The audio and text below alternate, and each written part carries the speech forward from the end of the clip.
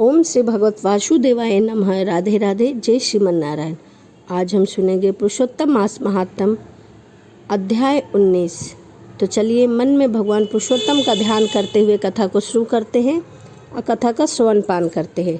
श्री सूत जी बोले, हे तपोधन, इस प्रकार कहते हुए श्री नारायण को मुनि श्रेष्ठ नारद मुनि ने मधुर वचनों से प्रसन्न करके कहा, हे महान तपोनिधि सुदेव, ब्राह्मण को प्रसन्न विष्णु भगवान ने क्या उत्तर दिया सो मैं आप लोगों से कहता हूँ। श्री नारायण बोले, इसी प्रकार महात्मा सुदेव ब्राह्मण ने विष्णु भगवान से कहा। भक्त वत्सल विष्णु भगवान ने वचनों द्वारा सुदेव ब्राह्मण को प्रसन्न करके कहा। बोले, हे द्विजराज, जो तुमने किया है उसको दूसरा नहीं करेगा। जिसके करने से हम प्रसन्न हुए हैं उसको आप नहीं जानते हैं। यह हमारा प्रिय पुरुषोत्तम मास गया है।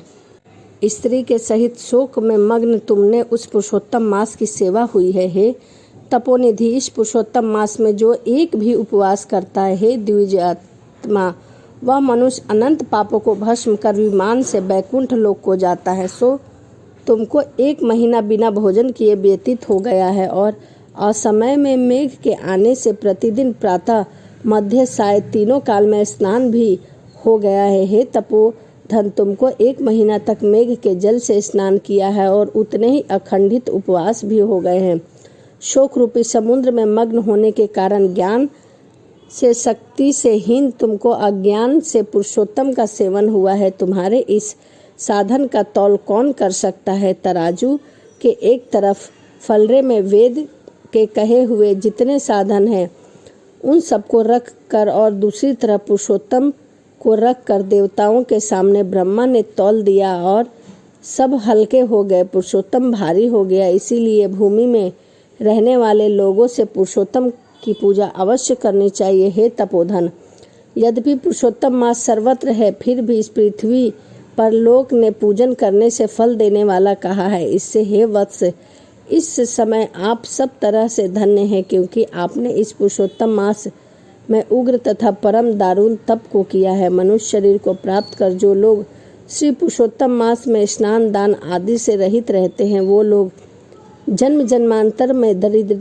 नहीं होते। इसीलिए जो सब तरह से हमारे प्रिय पुरुषोत्तम मास का सेवन करता है वह मनुष्य हमारा प्रिय ध्यान और भगवान होते हैं।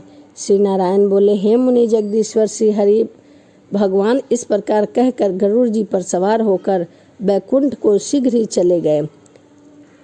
सब पत्नीक सुदेव शर्मा पुरुषोत्तम मास के सेवन से मृत्यु से उठे हुए सुखदेव पुत्र को देखकर अत्यंत प्रसन्न होने लगे। मुझसे अज्ञानवश पुरुषोत्तम मास का सेवन हुआ है और वह पुरुषोत्तम मास का सेवन फलीभूत हुआ है, जिसके सेवन से मित्र मरा हुआ पुत्र खड़ा हो गया। आश्चर्य है कि ऐसा मास कहीं नहीं देखा। इस तरह आश्चर्य करता हुआ उस पुरुषोत्तम मास का अच्छी तरह पूजन करने लगा। वह सब पत्नी सहित ब्राह्मण श्रेष्ठ इस पुत्र से प्रसन्न हुआ और सुखदेव पुत्र ने भी अपने उत्तम कार्य से सुदेव शर्मा पिता को प्रसन्न किया। सुदेव शर्मा ने पुरुषोत्तम मास की प्रशंसा की तथा आदर के साथ श्री विष्णु भगवान की पूजा की और कर्म मार्ग में होने वाले फलों में इच्छा का त्याग कर एक भक्ति मार्ग में ही प्रेम रखा।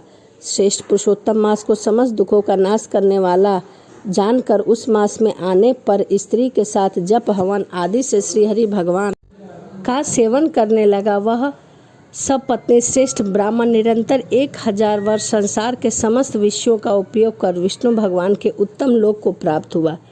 जो योगिनी को भी दुष्प्राय है, प्रिय करने वाले को कहाँ से प्राप्त हो सकता है। जहाँ जाकर विष्णु भगवान ने सन्निकटवास करते हुए शोक में भागी नहीं होते, वहाँ पर होने वाले सुखों को भोग कर गौतमी तथा सुदेव शर्मा दोनों स्त्री पुरुष इस पृथ्वी पर आए। वही तुम सुदेव शर्मा इस समय दृढ़ धनवा नाम से प्रसिद्ध पृथ्वी के राजा हुए हो। पुरुषोत्तम नाम के सेवन से समस्त रिद्धियाँ सिद्धियों को भोगे हुए हो। हे राजन, यह आपकी पूर्व जन्म की पति देवता गौतमी की पटरानी है। हे भूपाल, जो आपने मुझसे पूछा था सो अब मैंने कहा। और सुख पक्षी तो पूर्व जन्म में जो पुत्र सुखदेव नाम से प्रसिद्ध थे और श्री हरि भगवान ने जिनको जिंदा किया था वह 12,000 वर्ष तक आयु भोग कर बैकुंठ को गया।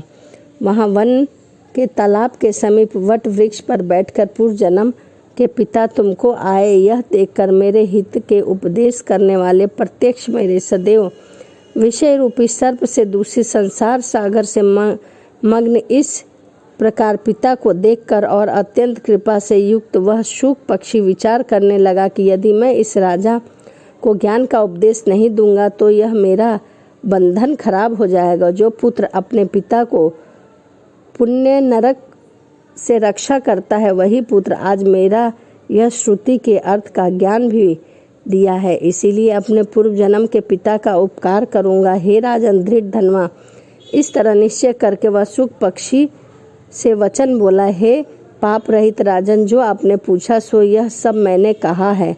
अब इसके बाद पाप नाशनी शरयू नदी को जाऊंगा।